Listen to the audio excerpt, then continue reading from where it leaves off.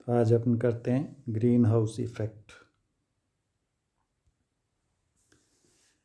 Green house effect क्या है कि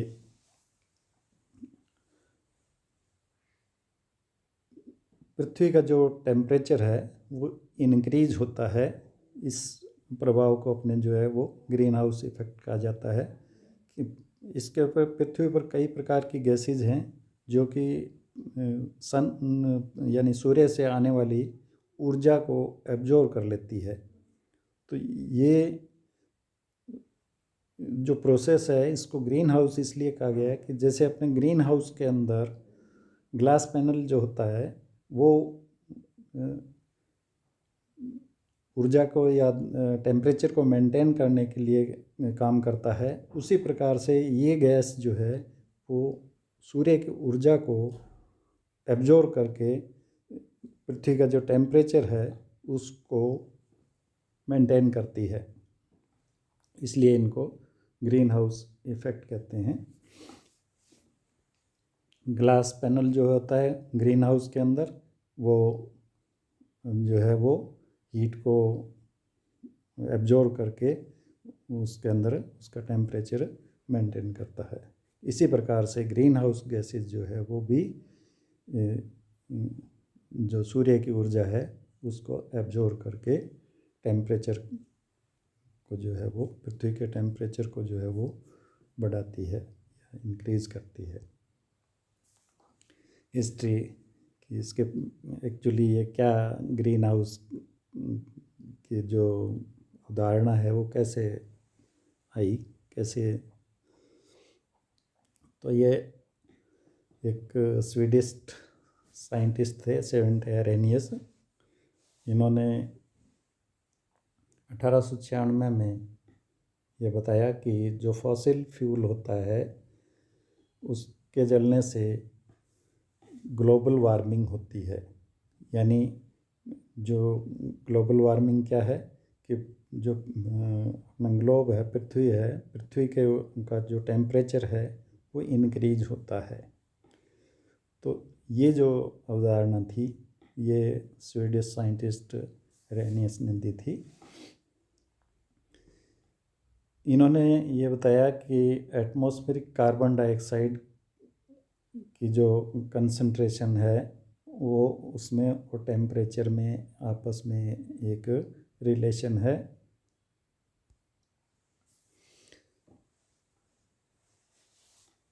नेचुरल ग्रीन हाउस इफेक्ट कि green house effect is very important process कि बहुत ही महत्वपूर्ण ये प्रोसेस है। क्यों कि अगर ग्रीन हाउस इफेक्ट नहीं होता यानी ग्रीन हाउस गैसेस अगर नहीं होती तो पृथ्वी का जो टेम्परेचर था वो मेंटेन नहीं हो पाता और उस पर जो जीव हैं उनके लिए जीवित रहना मुश्किल हो जाता।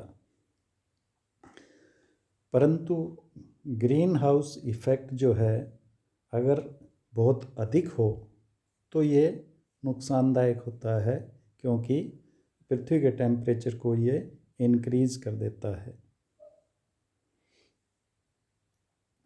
तो एक्स्ट्रा जो वार्मिंग या एक्स्ट्रा यानी अधिक अगर गर्म हो जाता है तो ये मनुष्य के लिए और प्लांट्स और एनिमल्स हैं उनके लिए नुकसानदेह होता है।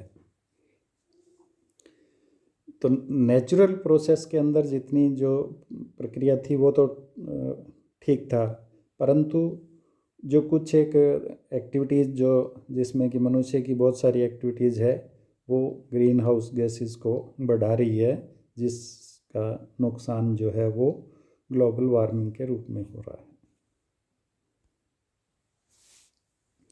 ग्लोबल वार्मिंग क्या चीज़ है कि बर्निंग फॉसिल फ्यूल जैसे कोल, ऑयल, नेचुरल गैस, ये सारी जब जलते हैं, फॉसिल फ्यूल जब का यूज़ किया जाता है तो कार्बन डाइऑक्साइड एटमॉस्फेयर में आती है। कार्बन डाइऑक्साइड एटमॉस्फेयर में आती है जिससे कि टेम्परेचर बढ़ता है।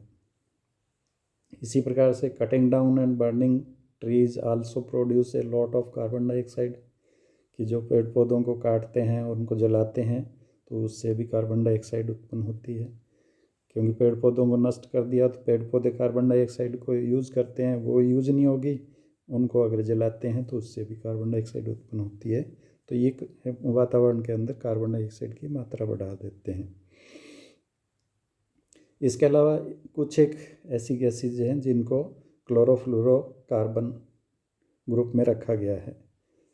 ये जैसे अपने फ्रिज में, एसी के अंदर जो यूज़ की जाती है, या कुछ एक तरह के फोम प्लास्टिक भी बनाने के लिए इनको यूज़ किया जाता है। तो ये गैसेज जो है ये भी टेम्परेचर को इंक्रीज करती है। Since there are more and more greenhouse gases in the atmosphere, more heat is trapped, which make the earth warmer. This is known as global warming. कि बहुत अधिक मात्रा के अंदर जब ये गैसेज जो है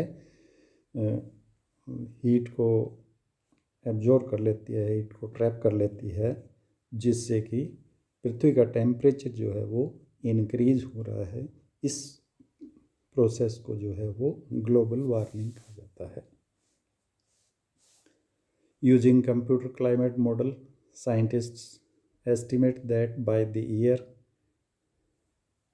यानी कंप्यूटर क्लाइमेट मॉडल के द्वारा वैज्ञानिकों ने ये पाया है कि 2100 तक एवरेज ग्लोबल टेम्परेचर जो है वो 1.4 डिग्री से 5.8 डिग्री सेल्सियस तक इंक्रीज हो जाएगा। सन 2100 तक पृथ्वी का टेम्परेचर है वो 1.4 से 5.8 डिग्री सेल्सियस तक इंक्रीज हो जाएगा। ग्रीन हाउस गैसेस, तो इस जो ग्लोबल वार्मिंग की प्रक्रिया है इसमें बहुत सारी गैसेज ग्लोबल वार्मिंग को जो बढ़ाती है वो गैसेज हैं। तो वो गैसेज कौन कौन सी हैं उनको अपने यहाँ पर, carbon dioxide. Carbon dioxide enter the atmosphere through the burning of fossil fuel, solid waste, tree and wood products, and also as a result of other chemical reaction, for example manufacture of cements. तो carbon dioxide जो है वो कहाँ से आती है atmosphere में, कि फॉसिल फ्यूल के यूज़ करने से। फॉसिल फ्यूल में क्या है, ऑयल है, नेचुरल गैस है, कोल, तो ये चीज़ें यूज़ करते हैं तो इससे कार्बन डाइऑक्साइड उत्पन्न होती है। सॉलिड वेस्ट, ट्रीज और वुड प्रोडक्ट, इनका जैसे वेस्ट जो होता है वो जब डिकम्पोज होता है तो उससे कार्बन डाइऑक्साइड उत्पन्न होती है।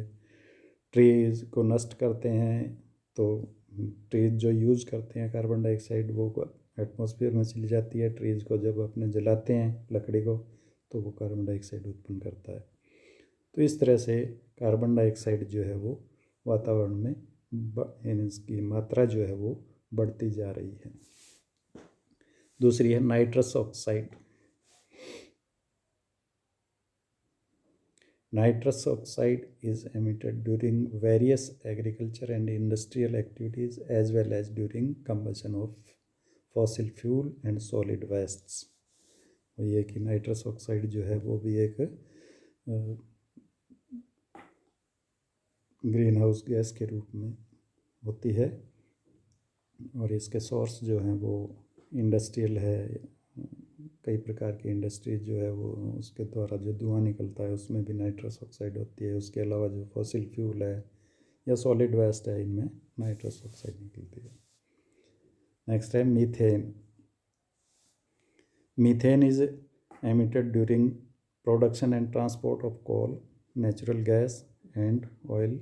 Methane is also emitted when organic waste decompose, whether in landfill or in connection with livestock farming। तो मीथेन जो है वो भी फॉसिल फ्यूल के द्वारा या जो वेस्ट मटेरियल डिकम्पोज होता है उसके द्वारा मीथेन उत्पन्न होती है। Fluorinated gas, hydrofluorocarbon, perfluorocarbons, and sulfur hexafluoride are synthetic powerful greenhouse gases that are emitted from a variety of industrial process. तो ये जो गैसेज हैं हाइड्रोफ्लोरोकार्बन, सल्फर हेक्साफ्लोराइड, ये ग्रीन हाउस गैसेज हैं जो कि आजकल इनकी मात्रा जो है वो बढ़ती जा रही है वातावरण में, और ये पृथ्वी के टेम्परेचर को बढ़ाने में इनका बहुत बड़ा योगदान है।